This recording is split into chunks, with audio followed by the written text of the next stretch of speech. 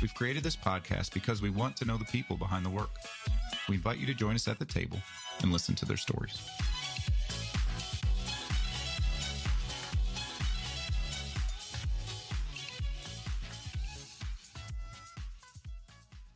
All right, welcome back to the table. Yep. Good Hunter, to be here.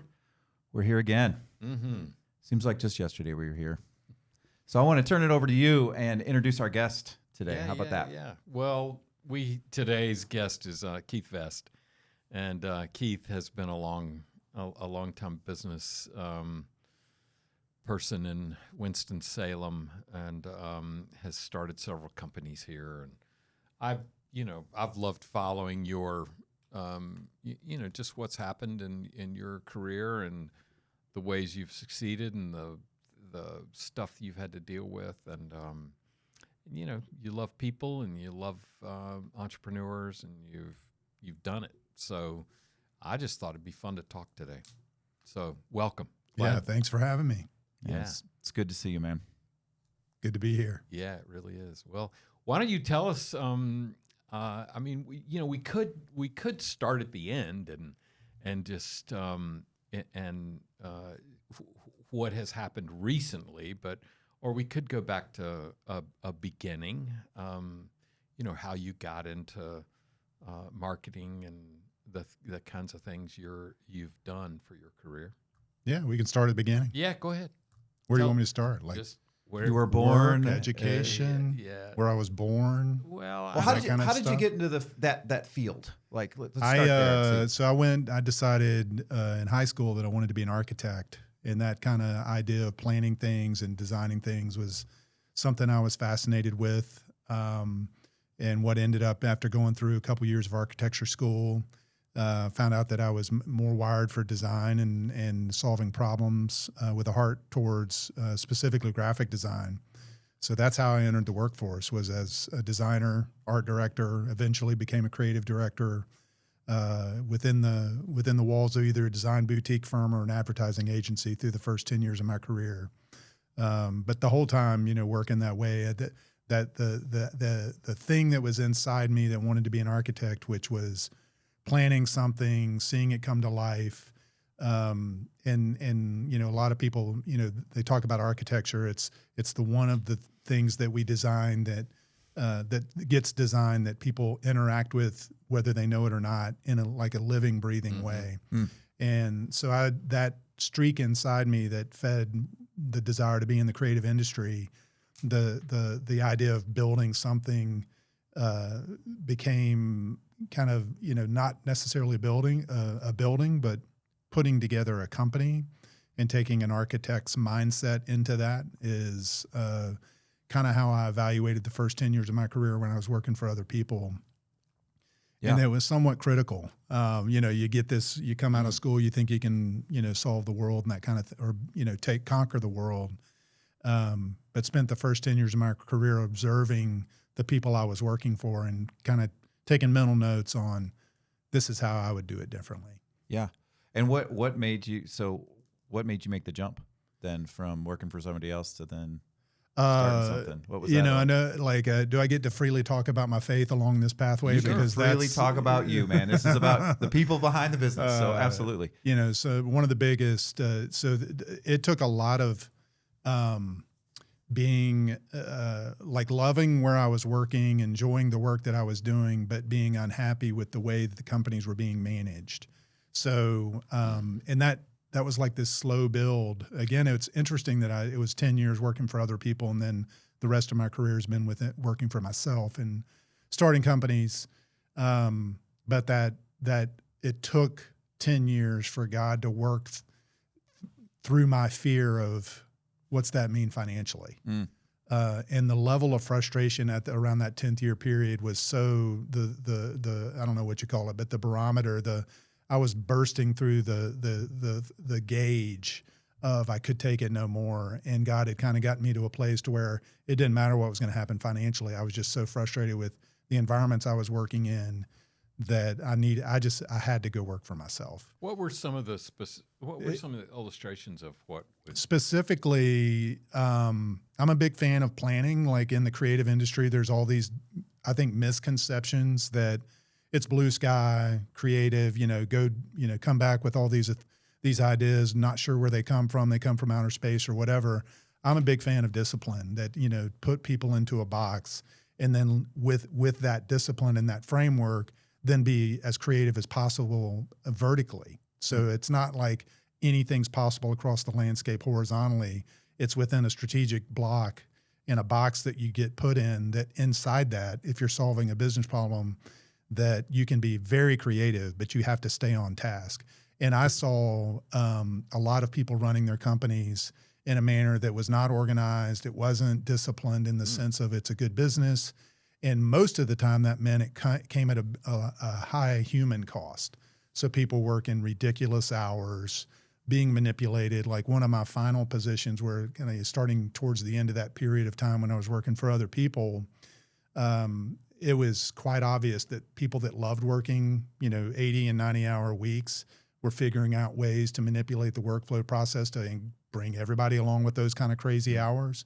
And that just wasn't the type of human experience that I wanted, and nor did I want to continue to be a leader in those types of environments. So those were the things that I witnessed and observed, and again, taking mental notes of if I ever could do my own thing, it wouldn't include those types of things. It would value the humans that were working there.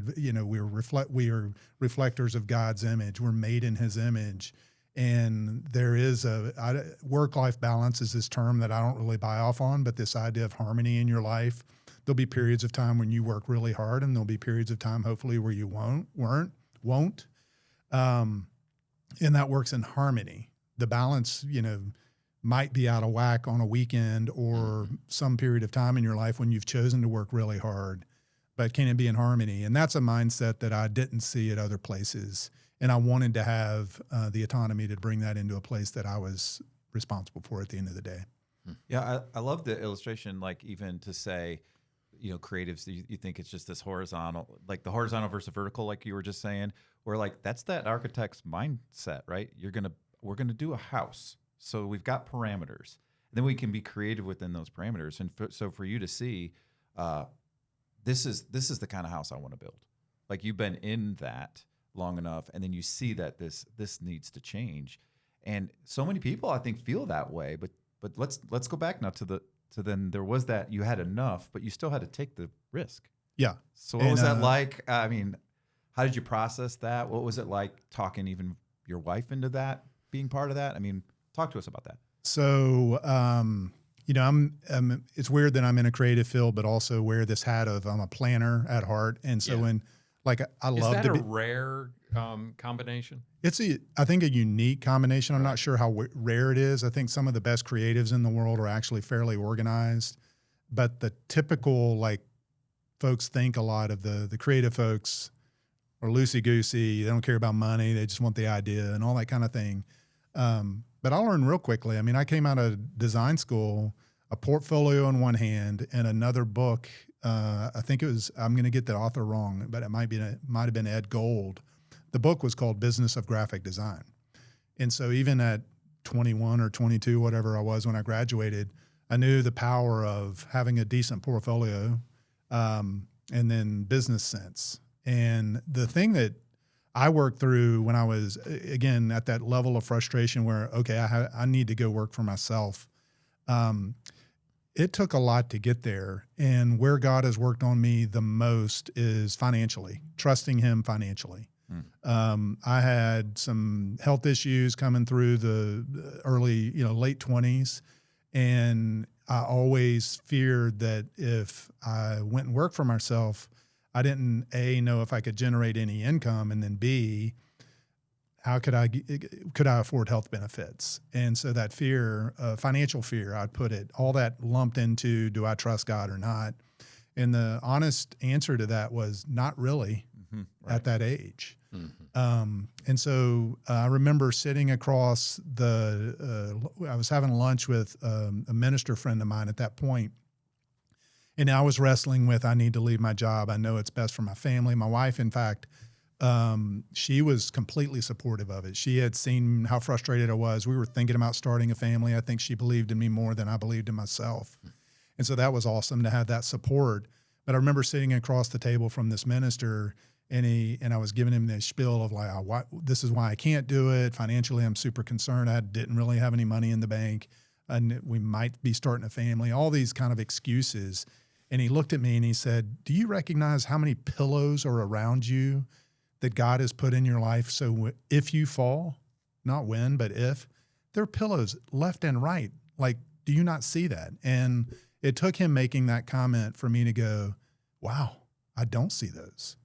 And so it made me, when I reflect on that moment, I think back how little my faith was. Mm-hmm. And then the challenges of it took getting to a level of frustration. The tipping point was truly, I was at my wit's end. And so the planner inside me kind of got kicked to the curb, and I listened to an emotional kind of streak and told my wife, I'm leaving, announced my resignation, got scrapped enough money together to buy a computer, set it up in our bedroom on like cinder blocks and a door, and that was my desk. And I figured if nothing else, I know how to do what I do on a computer, and I can make money that way, and we'll see what happens after that. Yeah, and really, I'm just thinking about that image still of like, look at all the pillows or whatever around you. I mean, one really unique one that you just said is a supportive wife who believed in you before you did. I mean, that's huge. Oh yeah, that's huge. It's life changing. Yeah, you can do this. Are powerful words. You can do this. I mean, it's a testament to her. Like, there have been times throughout, even probably this week, but like, you question yourself and why would I do this, or not do this or whatever. And just the encouragement that has come from her. It's never been, don't try it. It's like, hey, let's try this. The part of me that's a planner that is risk averse. If I share with her, like, here's the vision, and she'll call out when it's like, not like, that doesn't sound like a productive path, but there's some risk involved, but a cool idea. And maybe it's needed in our community or in the business environment, and that kind of thing really encouraged me to go for it. And I need that as a person who, if I were left to myself, in a room by myself, probably more risk averse than ready to take a challenge on. But if you get me over the hump, then I'm all in. Yeah. And so what were those early days like starting? They were awful. I remember it like somehow it lined up with a year end. And I think that was as much as anything.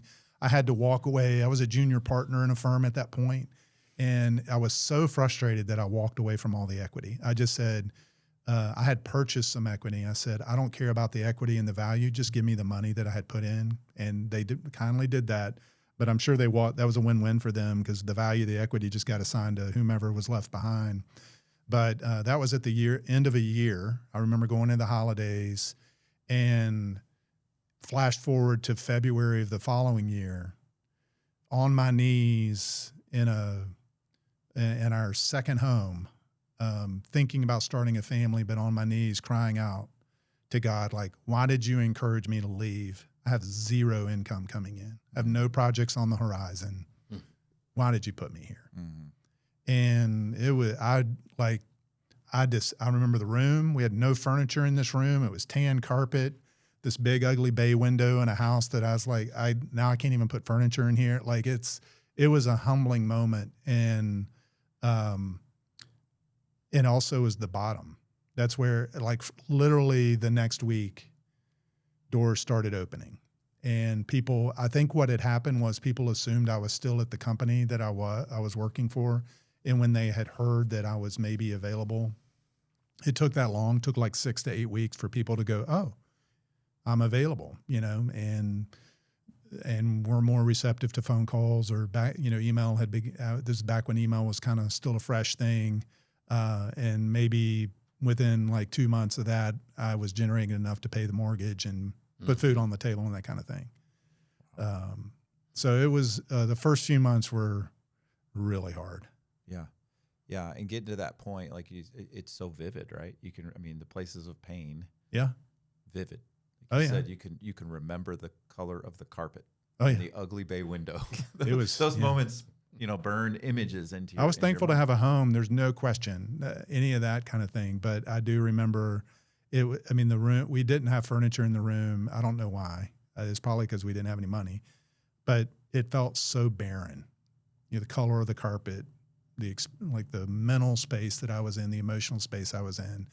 And then really, I feel like, you know, God, and this has happened, you know, through the course of the years after this, there's other moments, but God brings me to my knees and he challenges where my trust is. Is it in me or is it in him? And unfortunately,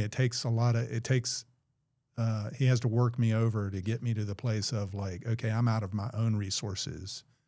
And then he starts to show me the way forward. Yeah, I was talking to a friend who has been going through recovery, and one of the things he says has been the best thing he has learned is that we're in relatively little control over very much, and he said, you know, we all of us, not just people going through recovery, need to know this. You know, when you think it's up to you, and you are so focused on all your effort. And again, we work hard, and it is effort, and there are things that we do. But it was just so good. He said, and it actually has the opposite effects. It frees you when you know that at the end of the day, because that's where the pressure comes, right? I've got to provide. I've got to do this. If I don't, and all of the things that maybe could happen, and all the fear comes in, and when you realize, well, or at least are willing to consider the fact that maybe you're not as powerful as you think you are, and you're not as in much control as you think you are. There may be some other way. Yeah, I know you mentioned earlier, you know, so let's start at the beginning. I think that's the path I chose to take this conversation, but like now I look back on it and there's so many obvious places where like, how did that happen? It was miraculous. And there is no other explanation. Yeah, you work hard and you try to bring your talent, you try to, you know, help other people along the way, but there is a supernatural component to when you're following the lead of our Maker. Things happen in a way that they're impossible to say, I did that. It's like there was a hand guiding us through situations. And I believe that. I've experienced that. Yeah, and I think you don't even need to at times like have that belief, like the faith of believing that, you know, there is a God who loves me and takes care of me. There is, even if we would just all admit there's no such thing as a self-made person. If you look through, I mean, think about stories. And I think if we're all slow down enough to look at how we got to where we are, wherever we are, successful or not successful, whatever in our life, there's always been people or other opportunities that were there, or people who decided to give a shot. That first person who called you because you were available and said, I want to talk. There were other people involved in the success and in our lives, but we somehow think this whole idea of self-made man, self-made woman is just a myth. It's just not true. So you don't even have to have faith to look around logically and see. I agree with that. You're not, right? Yeah. But truly, if you really look beyond, there's something going on that we just don't have control over. Yeah. And it's again, it should send us into a place of confidence versus fear. But I'm going to guess, Keith, this is a recurring thing, right? Or you got over that, right? No, you have complete confidence now. I think you used a word. Financial fear kind of was the early on big emotion. I think this idea of control has been. I wrestle with that now, but there have been times where control has been taken from me for whatever reason, and the other, like you're talking about, faith in other people, or faith, like watching other people step into situations and their involvement that I would look at and see the ways that when things were out of my control personally, like as an individual, the people that stepped into those situations and made them 100 times better than I would have been able to do on my own. But at the time, the emotion I was feeling is that I was out of control. And those have been the moments that I feel are humbling, in the sense of, wow, when you really focus on relationships with others, especially those people that you're spending day in and day out with in a work environment, when those bad days come and you can't manage it as an individual anymore, you've tried, or you try to put it all on your shoulders, it's actually when you recognize that I can't do that, and then just watch the other people that step into that. That's been the humbling part and the blessing part at the same time. And once I've experienced, my experience has been when it's hard for, like, I want to do everything. I want to control it. I want everything to be like, I want to kind of be the one that wins the day and that kind of stuff. But when that falls apart and then that's handed over to another person and it actually gets done in a better way, or it's more exceptional than I would have done it, that starts to feed on itself in the sense of, okay, in the past, this is what happened.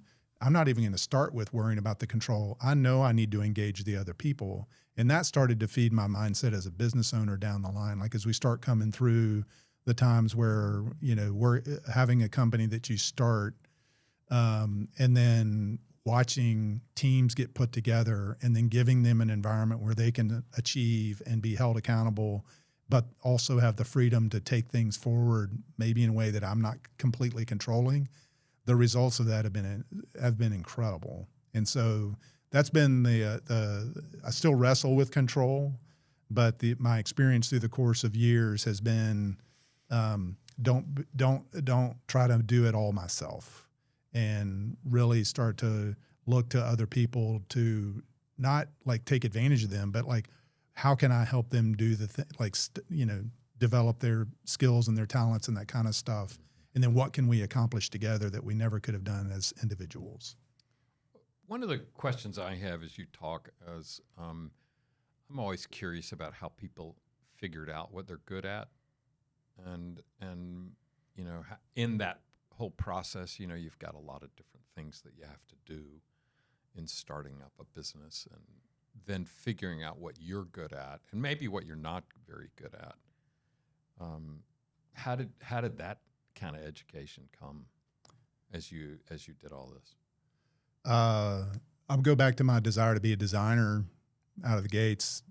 I was not even in my first job when I took my portfolio to the National Design Conference in Chicago. And, there's like hundreds of student portfolios on display.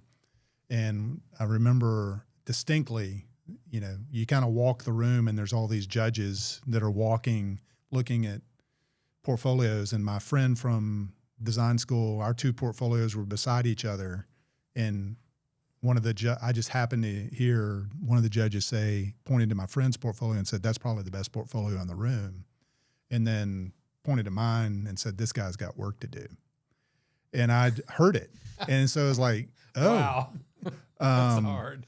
Those are not words you want to hear. And then you put yourself out there, and that's the comment, right? And then later, this same judge, found out that was my portfolio and decided to give me a speech. He found out I wanted to be a drummer, and he gave me this whole speech that if you're in a jazz band and you're the drummer and you miss a beat, the jazz band's going to kick you out. And he was saying that's what your portfolio is. You're missing the beats. So he was clearly a motivational speaker. He was. He took me down like the flight home. The going to Chicago, I was super excited. Coming home, I called my mom and said I should have not been a design major. Wow. But that lit a competitive fire. Like, I was never going to be not a good designer again. Wow. And that was the hardest pill to swallow, is that as I went through my career, knowing I was going down a creative path, I found out I was not the best designer. That was a hard pill to swallow. Mm-hmm. But I had a planning mindset to where I could really wrangle a group of creative people and help them be in an environment where they could flourish and we could make money together as a company.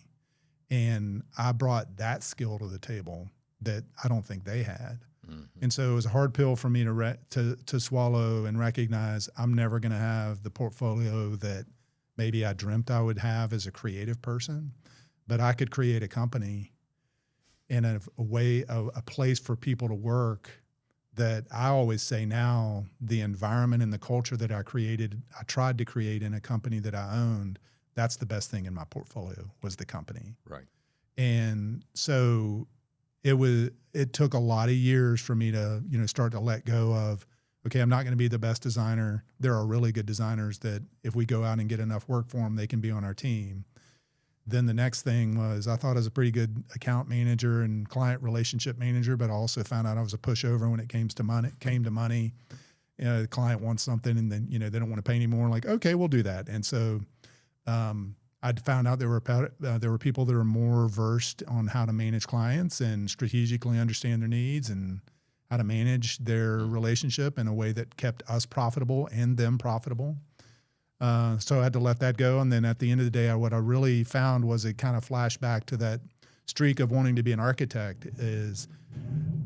I continued to kind of filter through the responsibilities as your company grows and you start to let go of hats and hand them over to other people. The thing that I cared about a lot, and I was actually pretty good at, was the operations of the company. And so to go to design school and end up being kind of responsible for operations, it's not exactly a perfect lineup, but it took a lot of years to go through that, still within the creative industry. That we always talked about, I wanted our creative team to produce the best work in the business, but I wanted our agency to be known as the best run agency in the business. And so that became my thing where I was going to hang my hat. Like, okay, I've let go of the creative stuff, started to partner up. My partner at the Variable, Joe Parrish, arguably one of the best creative people that I've ever seen in the industry. And he happened to, be my business partner. And knowing that we were sort of like a yin and yang kind of partnership out of the gates, he couldn't do what I did and I couldn't do what he did. And that somehow made a great company. But we were aligned that we wanted to make sure that we were creating an environment where people could flourish. They would be held very accountable to results. But we were going to create an environment that you would enjoy working in, but it's going to be challenging. Right. So it took a lot of years to get to a place to where I could not think that I could do it all. And then the things that I thought I was talented at, recognize that there were more talented people in certain areas that I had to let go of. And then I could focus on the thing that I was really gifted in. Yeah. It sounds like that what you've just described is a leader. I mean, really, they just take all the pieces and put them together and package them up in ways that people can flourish. And leadership requires creativity, not just organizational skills. So the unique giftedness of those two, right? Because it is, I always tell my clients, business is a little bit of math, a little bit of jazz. There are structures and things in place, but then what a leader will do is recognize those things and bring harmony to it, right? That's the jazz part. But you need to know notes to play jazz. And so it's interesting, as you tell that story, you were set up from that at the beginning. That actually was your gift. But you had to work through some of the other things like ego and things that we all have to continue to work through when we let go. So I'm curious, what was that kind of timeline of building the business? It was you and the door and the cinder blocks. And then how did that, what did the additions of people come in as you started to have to give things away? And what did that kind of look like? I want to real quick, because you touched on it a second ago, this idea of creativity in a business context is one thing that I believe wholeheartedly is that we talk about it as creativity is the last unfair business advantage you have in the marketplace.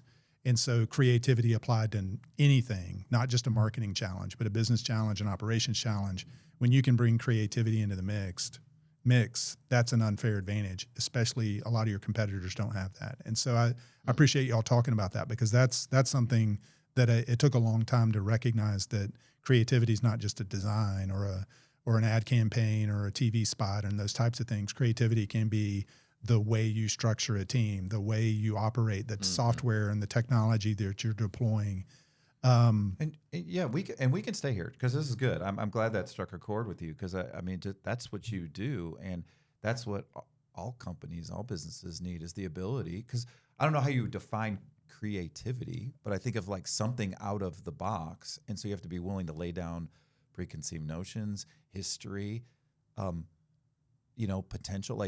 You have to have some faith. You have to kind of believe something that might not work, and so creativity is I don't know how would you define creativity? At the end of the day, you're solving a problem. And sometimes a lot of people get stuck in how we used to do or how we always do things, or it's this approach, or there's one answer, that type of thing. And that's where sometimes the most beautiful creativity I've ever seen is a spreadsheet. And it's hard to imagine. Isn't that crazy? Hard to imagine. I can't. You've got to explain that. But well, if you're measuring the wrong things, or you're putting the inputs into a place that aren't feeding out the right the right answers to pay attention to your business, a great spreadsheet can be a great spreadsheet, highly complex, with a lot of sheets, a lot of, I don't even know what they're called, pivot tables, all this kind of formulas stuff. and stuff. Formulas. We can sound really smart for a minute. But if it, Make it up. that's about all I know. Yeah, I know. I'm out of it too. So. But the creativity to think through, what am I actually measuring? What's impacting the business? How are we tracking this to not only our client's bottom line, but to our bottom line? So the creativity to think through that, and a lot of, it's hard for some people to think that way. And so I bucket creativity as anything that solves a challenge. Mm-hmm. Like that's where the designer mindset, and I know design thinking is kind of a passé mindset, but empathy for the end user, the empathy for the business owner, or empathy for the client or the customer, and that type of thing. But at the end of the day, you're solving a problem. And so that's where my term for creativity is you're solving a known problem with maybe an unexpected approach or an unexpected answer.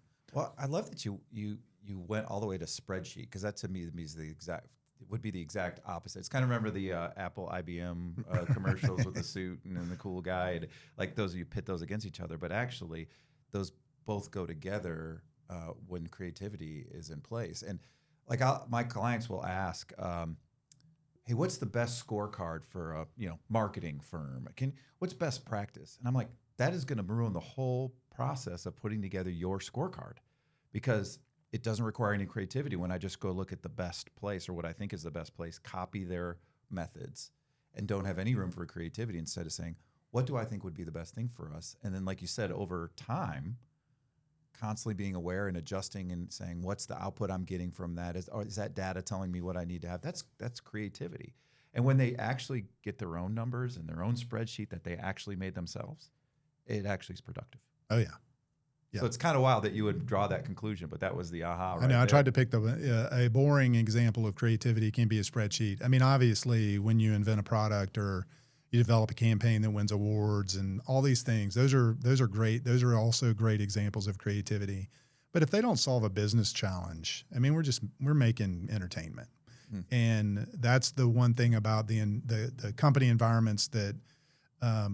Coming back to what you're making a point before, I've run a couple different what I would call design agencies or innovation agencies, but I was running a company that there's this term in the business called below the line, and we were below the line. We're considered below the line design boutique, and basically what that meant, all the fancy branding and advertising you'd see, like Super Bowl spots and TV spots. That's called above the line. Those are like your big agencies across the country, holding companies.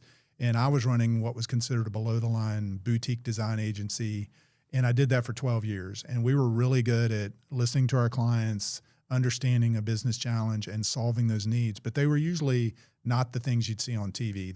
They might be a strategic implementation for a company that was launching a new division, and they needed the thinking of a business management consultant to that business division launch, but then also it real quickly was nice to have one resource they could turn to for marketing and communication, that new division. And so that was an area where we spent a lot of time, but I ran that business for 12 years, and we were holding steady, but there was still this desire to kind of change it up a little bit. And then when Joe and I met in 2010, so that would have been 12 years into running a business, running my own company at that point. Ran into Joe, where I'm in Winston-Salem. He had been moving around the country working as a creative director for various companies. He expressed a desire, like he and his wife were originally from Winston, wanted to be back here. What's the landscape in Winston look like? And we ultimately landed in a place that it would be best for him to come and be a part of an ownership setup than to go try to get in a job at one of the firms. And so he ended up coming to my business as a partner. And through the first year together, I recognized like his vision for the creative side of what we could create, what we could establish as a company, and my chops at running a business and having solid operations. That combination was pretty powerful. And he lit you're talking about a visionary earlier. It takes a visionary to kind of let's set a high bar, but then the effort and time and leadership it takes to get there is also a pretty high bar. And we basically took the 12-year-old company I had and flipped it on its head and took the operations that but started over. And in that process, it was another one of those moments of a test of faith in the sense of we lost all our clients. We lost basically all but 3 employees through that process. But we had gone in hook, line, and sinker on a new vision for the type of company we wanted to create. And it took about 3 years for that to start to come to life. So that little period of time, we're running a semi-successful business for over a decade and then flipping it, but being like, I'm excited about this, committed to it, and what could be. We got through that 3-year period, scrapping through it in every way, shape, or form, and then started to hit our stride. And that was in probably 2013, so almost over a decade ago. Wow. That partnership, the 1-2 that you said yin and yang, but the idea of this, finding somebody that can help to put the vision totally together, that feeling must have been such a different contrast to starting it and having that those cinder blocks in that door and just, I got to do it. Now you have a partner. Now you got someone to help the load and someone who is particularly gifted too, that are some things that you could use help with, and you be strength where he's maybe weak. I mean, that's got to be something. I mean, the 2 different starts, so to speak. Yeah, it was. You get into a comfort zone, and I was probably there with the business that we changed, but he came in and got me. It's like every now and then you need an external force to come in and get you excited again. And he, like, as much as the company prior we were running, and it was generally kind of just smooth through the years, and we had a good solid group of employees and that kind of thing. We really wanted to like make a stand in Winston-Salem and create a company that we could. My mom and his mom would be super proud to know that we started.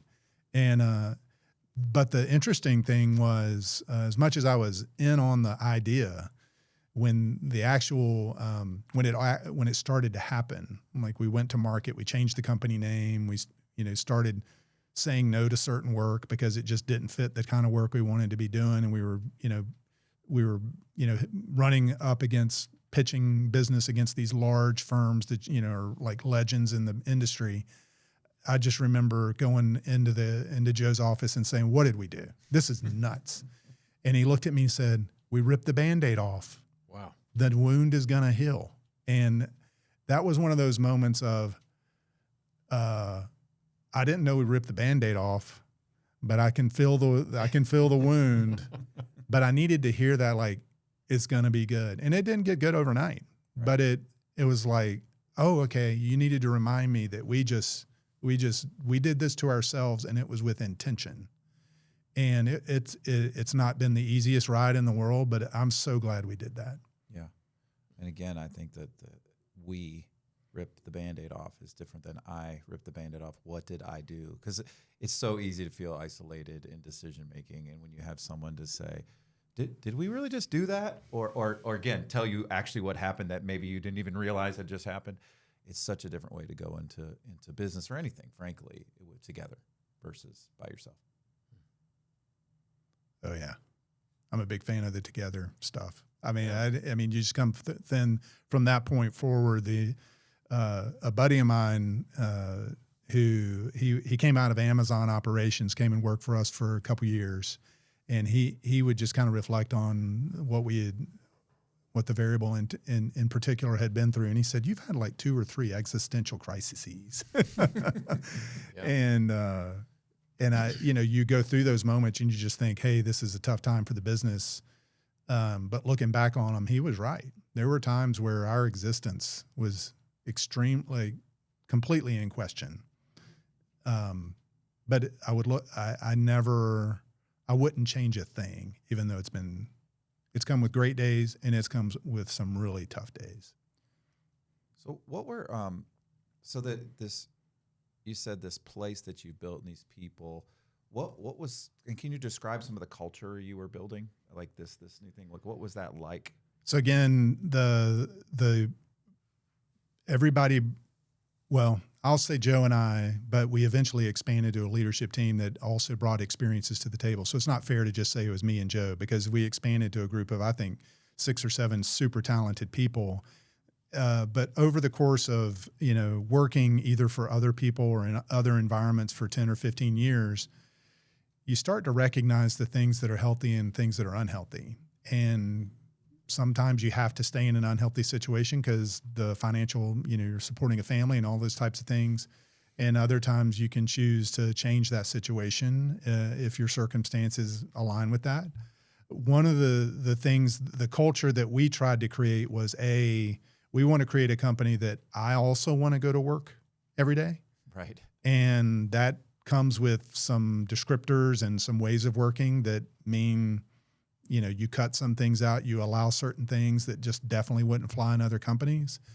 So that was the first bar to clear. I want to go to work there too. And then the second was we're going to be, and this came from experience.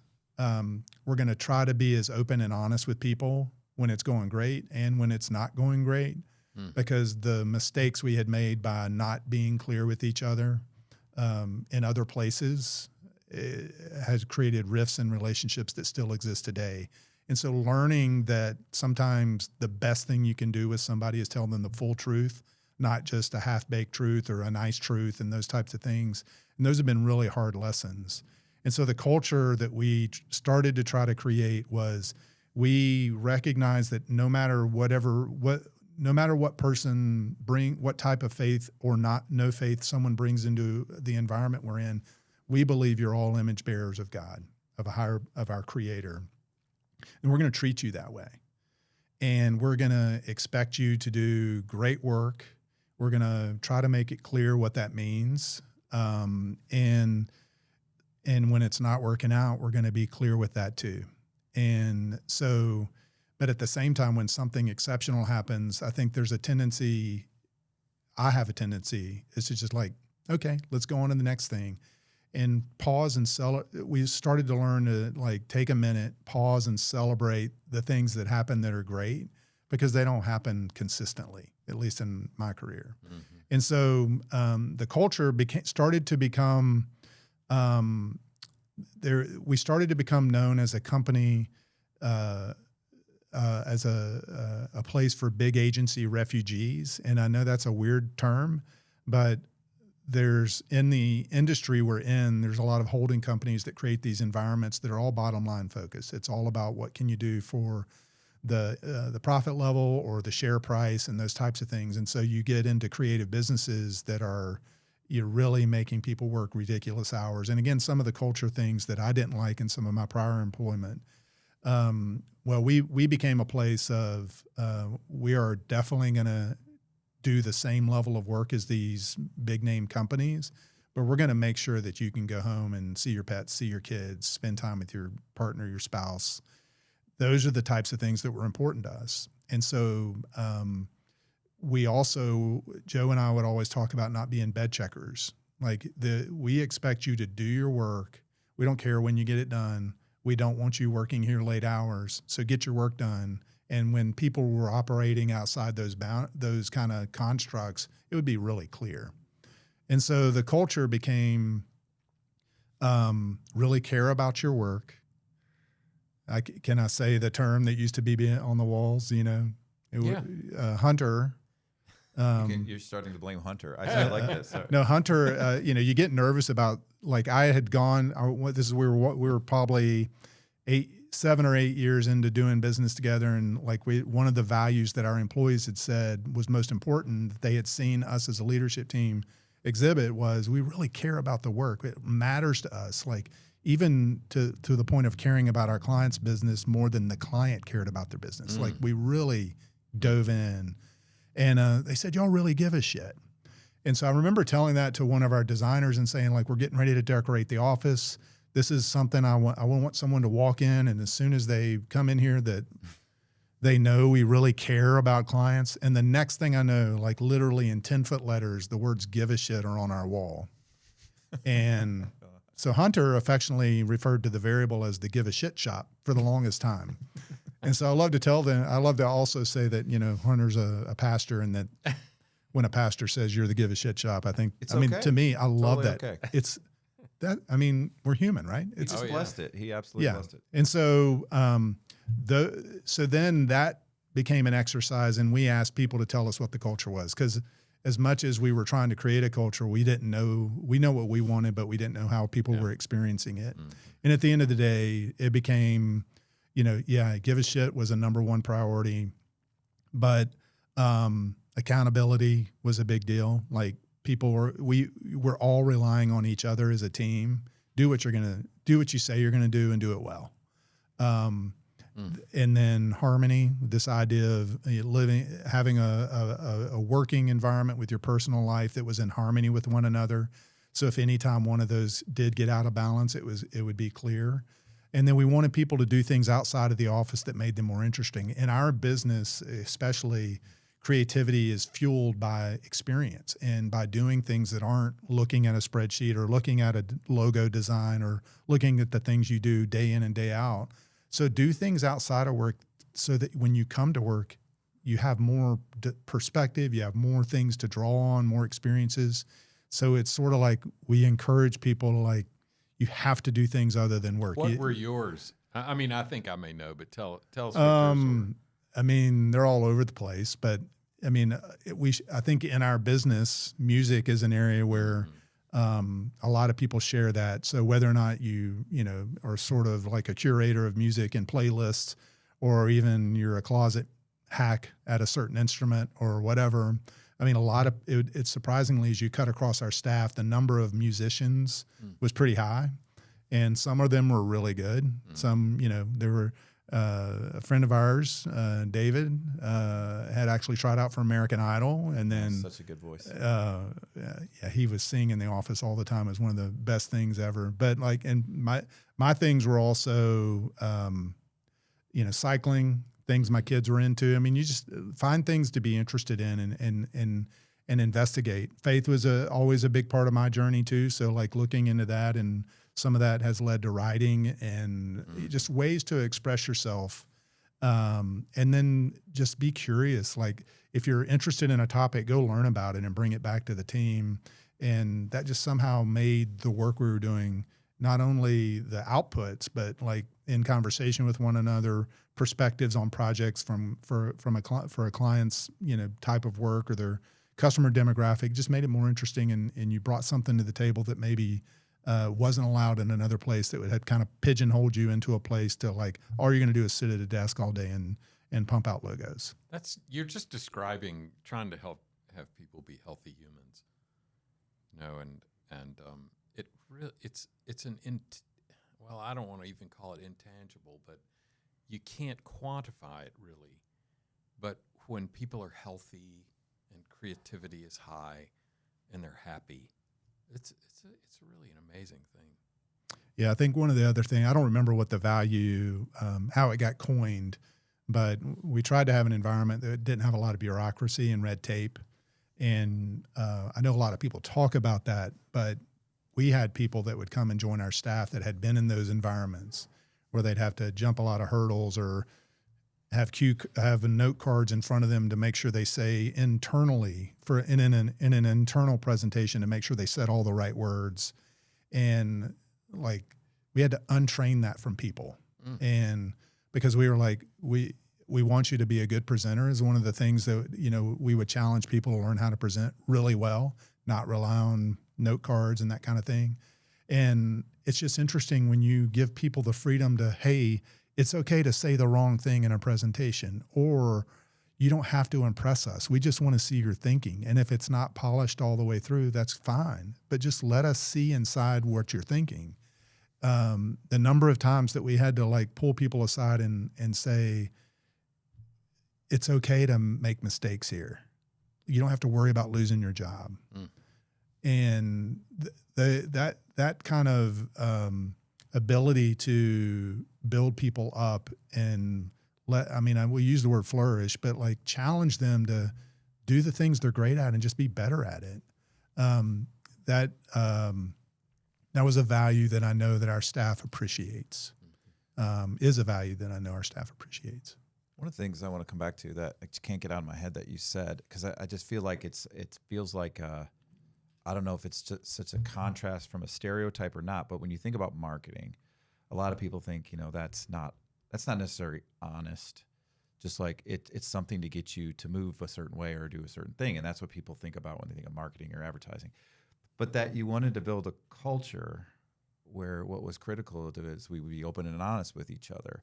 So even just that, right? Someone coming to saying, is it really true? Do you really mean that I could just say what's on my mind and I don't have to be polished? And you're like, yes, it is.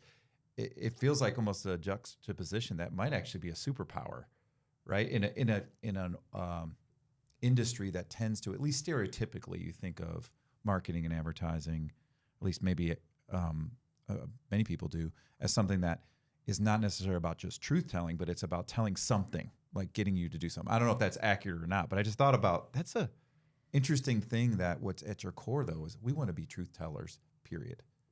Even in our culture. We tried to do that in our culture for sure. We do try to translate that to our client work as well. We have the saying like the thing that can the best advertising in the world can overcome a terrible product. And so there is a side of the business there, that gets kind of pushed into the same place as other manipulative industries and that kind of thing, that you're basically just creating a desire and a need for something that I don't really need, or the product's inferior or the service is inferior and that kind of thing. We try to avoid those client relationships, because at the end of the day, again, that's sort of like that rule of thumb of like, I want to have a company that I also want to show up and work for. You try to work with clients that, I'd buy that product or I'd buy that service. And if there is a disconnect between what the client's asking us to do from either what their product or service offering is and the ways they want to communicate that, we try to have the courage to point that out so that it helps the clients recognize that, and then let's find a way to be more authentic and truthful in what we're going to stand up for the world. So ideally, our client relationships are focused on what is the real differentiation that you bring to the table that your customers need to care about, and then what is the problem that your customers are trying to solve for that you bring, that the client brings to the table to solve for. That's where it lines up the best. We do try to avoid places where it's like someone has invented a thing, they want to make a lot of money, and we're going to create an emotional need and pull those triggers like that. There is definitely that in the industry. We try to avoid that. Well, and I guess the thing that strikes me is that comes out of your value. That comes out of the core value of who you are and then what your organization. And so that's risky. That means refusing work or potentially telling the truth to a client about, this isn't really, we can't say this.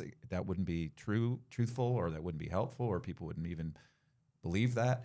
So your core value of that being open and honest carries into who you're going to work with, which is risky if you just want to make a lot of money, right? Yeah, we in our business, there's this process called the pitch, which are usually your agency is up against sometimes 2, sometimes 3 other agencies that are incredibly talented teams. And so you're always, especially as a company that's headquartered in Winston-Salem, we're going against companies that are out of San Francisco, New York, Boston, Chicago. So you're batting, you're sort of like, we always talking about punching above our weight. And you can almost templatize the pitch process that it's going to be X, Y, and Z. And to come up with a different perspective that a client's going to pay attention to, if that's not rooted in truth, they're going to see through the smoke and mirrors. And so we try to go into those situations. We're competitive. We want to win. But one of the things we talk about is we want to win big or we want to lose really big. And so that means we're willing to take risks. We don't have a holding company that we're, like, what's the share price this week? We know what our financials need to look like. And so there's always that kind of balance of we need to win this business for X, Y, and Z and that type of thing. but we also want to go in with a perspective so that you're testing the waters early with a client relationship to say, are we going to talk about business, or are we just going to talk about what color the logo is and how big it is at the bottom of the ad? And so that's again, that kind of idea of we're going to lose big, we're going to win big or lose big, means that we've come in with a point of view, and we try to get that on the table. And we get feedback that's even when we've won business and when we've lost business, that the point of view is a differentiator. Sometimes we are too small of a company for a client to take a risk on working with a smaller company. We end up getting kind of a discrete project instead of the whole relationship. But we try to take that approach into our business, and it's rooted in, again, that mindset of like, I have to be able to look at my kids and say, we did that work, and not be embarrassed about it. Yeah, no, that's great. I just think, when you're able to line up all the way across from what the culture you want, and then the people that you're working with actually fit that culture and value the same thing you do, which is truth telling and authentic, being authentic, then work becomes less labor and more creative work when you're able to meet on that. So a core values connection, even going all the way to your client, is amazing when they can see, and that's why you can win business that seems to be, you go against, again, punching, what'd you say, Punching above our weight. Yeah, I almost said punching below the belt. That's not what you want to do. That only when necessary. only way. True. But it's just great to hear that. And I guess I just saw that because in an industry or in just general business, when it's about winning at all costs, a lot of times you give up your values and who you are. And like you said, one barometer of it is, will my kids be proud of that? Yeah. Will my family be proud of that? Would my community say, yeah, you did a great thing. Look at that, Keith was part of that. And I think that's such a great way to say, is it really from and for me or not? Or is this just about a bottom line thing? And sadly, a lot of business ends up like that. Yeah. I mean, an example I'm thinking of right now, without naming names, there is this tendency to focus on the bottom line. But when you're in a service-based business, you're doing creative work, you're investing your energy into it. It's as much trying to solve an issue for a client as it is, trying to do good work and be known for that. And we had a point in time where our largest client, great product, the relationship was really tough, and we had made a decision. We were heading out to the West Coast to meet with the client. The whole team was going out, and we had made a decision before going out to the client that it was time to resign the relationship. So they ended up sniffing that out, and by the time we got back here, they went ahead and pulled the plug on the relationship. So it was going like who broke up with whom kind of thing. But bottom line is, a lot of companies. So that was going to be a huge financial hit. A lot of companies would have not ever shared that with the employees, and just tried to figure it out. And then out of the blue, you end up laying a bunch of people off. This idea of being truthful in not only in culture, but in practice, and in addition to the work that you're putting out in the world through your clients, we set our staff down and said, here's what has just happened. And this is what it means financially. We believe in us. We made a bet on us. We knew we were going to resign this relationship. Here's what this looks like practically. And I don't remember the number of days, but let's say it's 90 days. Over 90 days, this needs to happen, or we are going to have layoffs. And we more than replaced that business over that 90-day period, because I don't remember let's say there were 45 people on the team at that point, because 45 people were aware of the problem versus 2 people in a room or 3 people in a room trying to solve it. Mm-hmm. And so every one of those people, they could have, I'm sure some of them got super nervous. Maybe they started putting their portfolio or their resumes together and like, I have to go get another job. But we engaged them all to help us solve this problem. And, financially, it took multiple clients instead of just one big one. But over the course of that 90-day period, we more than replaced the revenue. And you talk about a moment of crystallization for a team. That was awesome to go through. And that built, like, people had to step into different zone, like step into different places, take on more responsibility. They had to make that phone call they were afraid to make or whatever it took. But engaging the whole team in that problem and being upfront with the staff of what we decided to do as a leadership team, how that affects you, and what that outcome could look like. Man, I still look back on that moment. It was so scary, but at the same time, to see what happened over the next few months after that, it reminded us that, hey, being truthful with the staff about the great things and the bad things is the best thing. And that's so good. So many people need to hear that, that would seem to be foolishness and risky of telling, people try to put the best foot forward and, have a positive attitude instead of just tell the truth and let everybody engage in it. I mean, that's a culture changer. That's a beautiful place to work. Man, that's amazing. And then back to what you said, Hunter, that's being a leader. Yep. That's what leaders do. Mm-hmm. Yeah, I mean, the whole characterization of business is that you just got to lie. I mean, you flat out have to make stuff up to get, to get ahead and to stay ahead and to stay competitive. But boy, the landmines that you lay down every time you deceive or lie or just don't speak the truth, you're putting a landmine to walk over in the very near future usually. And but boy, is it is it hard to believe that telling the truth will actually clean up the future, and you just don't have to defend it later, or you don't have to lie again, or you don't have to defend what you've done. Yeah, there's beauty in that statement. Yeah. Yeah, You always said, Hunter, the truth is safe. Yeah, that was a friend of mine who has a business here in town. That's one of his big 3 ideas. Okay. Is just that the truth is safe. Yeah. And he has used that in his business, and just it's safe. Don't be afraid of it. It's going to be okay, whichever way it goes.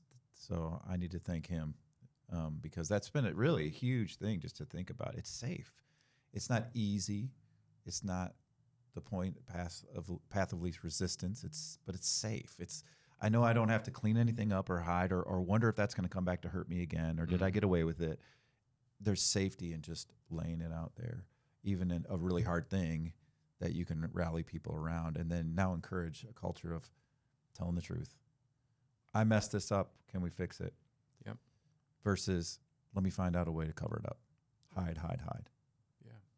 And, I think about leadership when management is using people's growth or weakness or, just the whole idea of a presentation that maybe wasn't up to scratch and using that as power and using that as threat instead of using that as an opportunity to teach or to grow or just to, again, encourage creativity instead of like fear and all that. Man, it's almost like that whole concept that I think about all the time. That kind of thing creates chaos in a company.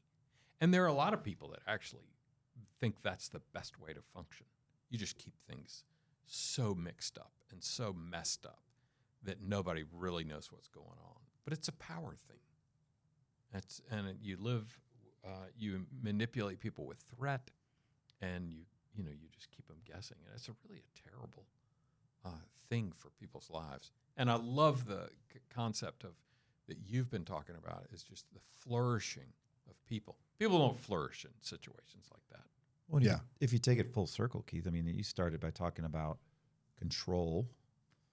And so what you do in that situation is you let go of all of it. You just let go of all the control. So keeping the chaos, like you said, power is about our control, trying to keep things under our control. We can do it. What you just described was actually leaning into the fact that I don't need to be in control and I'm not in control. And that's actually okay. Well, and telling the company that, yeah, we took a hit. Yep. and we're glad we took it, but it's putting us in a dangerous place. Yeah. That's releasing control because you don't know what people are going to do with that. And giving them the opportunity to do the things they can do for that. Like, here's our time, right? They can participate. We're not completely out of control. We're in control of how we think and how we react and the hard work we do. You just gave them an opportunity to take the control of the things they can versus just the fear of something that they would have found out some other way. And I just love that. You actually gave them the control that they could have by saying, I'm going to release it instead of covering up, which I think is great. Well, I'm curious. I mean, you haven't mentioned that you have since moved from being a director to moving onto the board of the Variable, and giving up a lot of the leadership there. And I don't know how you call that. I mean, you're still in leadership, being on the board, but you're not in day-to-day stuff. That's right. As much, and but you've moved into a really kind of going deeper into the things that you love, that you actually started out talking about, which is exploring creativity. I'd love to hear about that. You know, I've got a lot of things that I care about. It's interesting as you get older, you're like, oh, I really do care about certain things, and there's other things I really don't care about. And to get some clarity around that has been helpful. I mentioned the health scare earlier. You know, when you get a doctor telling you might have a few months to live through a cancer diagnosis, that'll wake you up. Yeah. But I love the Variable. I'm on the board, still in there quite a bit. Care about the team. Still care, like, what's the culture like? It's been challenging on some fronts, and it's also through that process, that kind of streak of being honest with each other has led to some tough decisions. Or, you know, one being my own decision to leave and the day-to-day. But inside that, there's that trust that there's a team that is going to step into those places and the company will be better in one way, shape, or form. Like, I don't know what that looks like, but I still believe, even if I'm not involved, that the company could be in a great spot. But the reason I stepped out was that the health scare was maybe a prompt. It wasn't the reason. But it was one of those kind of moments where, like, oh, life can be short. You do die. You know, that's how this thing kind of happens, right? It shakes things up. And so recognizing that I live in a city that I care a lot about, I think it's a city that's got some challenges that could be better in a lot of different ways. And there's some things that I care about, especially young people that have been either growing up in single parent homes, or just come from low income situations. I really care about that. And I think our city has major issues with that. So I want to, like, spend some time on that. Like, where can you apply creativity into that space and see if you can help change a city, not just, you know, create a company in a city. But you have to create space in your schedule in order to make that happen, make that possible.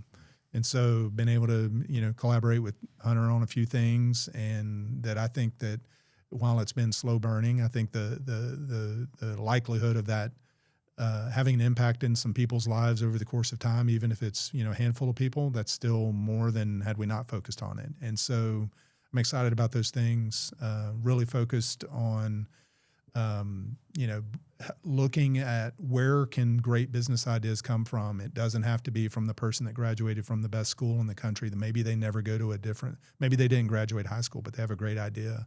It would be helpful for someone to come alongside them and help navigate those choppy waters of getting something off the ground. And so have a heart for that. Definitely, my family's very important to me, has gotten more important as my kids have gotten through college and into the work field. Just being there almost like a parent / mentor to kind of help them navigate their own lives has been, you know, creating space for that. And then just being able to enjoy my relationship with my wife has been one of the big reasons to pop out of the Variable. But what's been interesting, so I've been on the board only out of the day-to-day for about almost 3 years right now. And I still struggle with these control issues that I talked about earlier. Like, like I want to take something and just run it and, be responsible for it and be the person recognized for it. And that's not how God's shaping this next phase of my life. And what I'm finding is that there are places where I need to plug in and just support other people and help them bring their visions forward. And that's a different role for me. I like to start stuff and it maybe be my idea or maybe someone's idea that I know, and let's go build it together.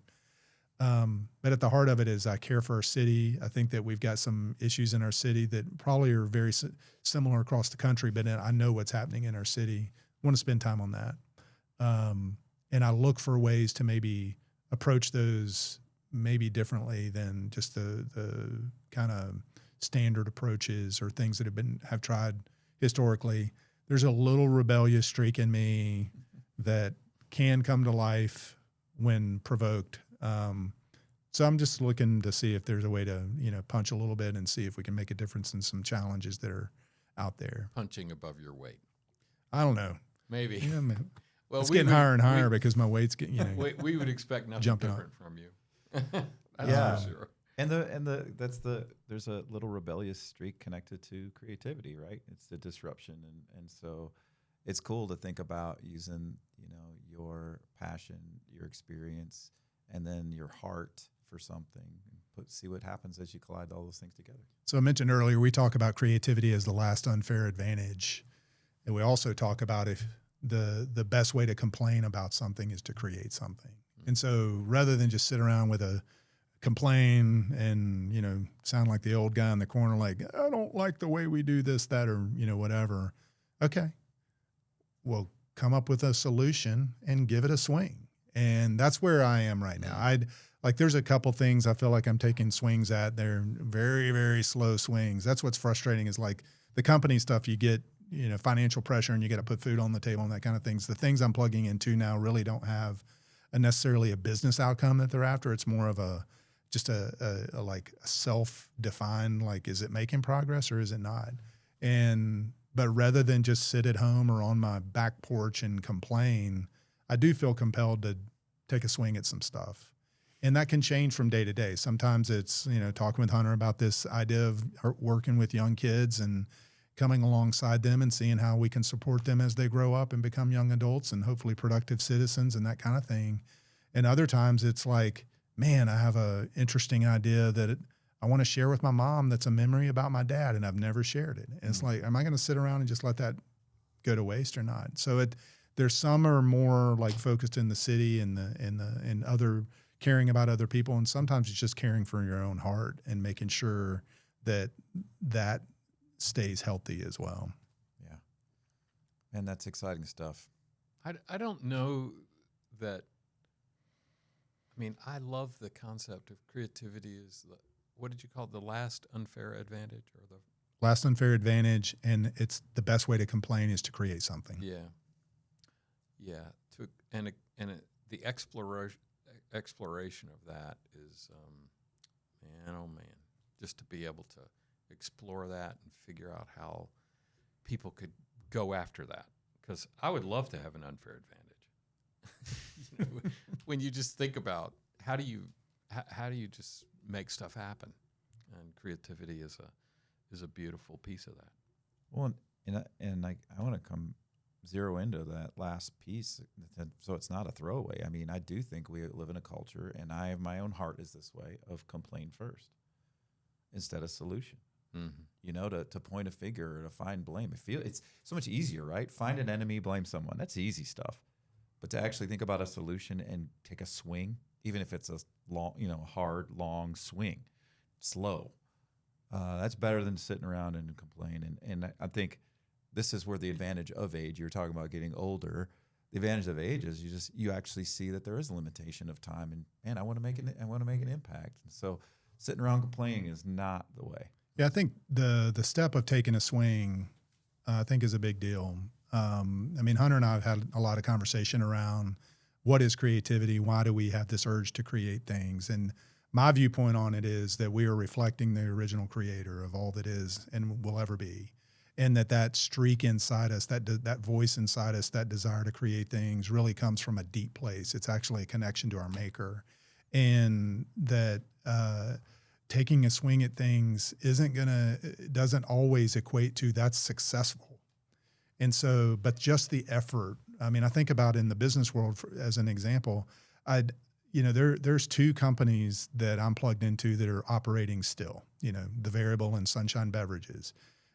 Behind the scenes, there's like 15 other failures that got started around the same time as those two companies. And so the losses, the mistakes or the things that didn't make the cut, a lot more swings at the plate and strikeouts than the actual things that have stood the test of time. And I think about that now as where I invest my energy. Sometimes I don't know what it's going to be, but the willingness to take the swing, whether or not it's going to be a win or a loss, just the willingness to try it. And I think that that's the part that I would like to, like, if I were to encourage folks, it's in that way. Mm-hmm. Like, focus on a problem and don't be afraid to tackle it. We need more of that, like the ability to recognize a problem and just complain about it, or even make an issue about it, but not point towards a solution. I think you identified that. That's I think a big part of our culture right now. We need more people thinking about solutions. Yeah. And then coming back to like the content thing, like what's being put out in the world. I just wish people were more thoughtful and intentional and careful about what they're putting out in the world. Because they become artifacts, and that's important to me too. So I also think about, like, if I'm going to push something out, whether it's a win or a fail, I still, at the end of the day, if it's an artifact, I want to be able to look at it and go, mm-hmm. I'm okay with that. Mm-hmm. I don't, even if no one else cared about it, I feel okay that it went out there. And so that's where I like the responsibility of creating something, and then knowing that it's okay to fail, but it's really fun to win. That's the hope. It's just like taking a swing at it, not just being the person that sits on the sideline and complains, but I try to participate in whatever whatever happens moving forward. Participate. Yeah. That sounds like a good way to end our discussion. Mm-hmm. Keith, thank you so much for being here. I appreciate it. To hear a little bit more of your story, and thanks for sharing it with the world. Thank you. All right, man. Have a good day. You too.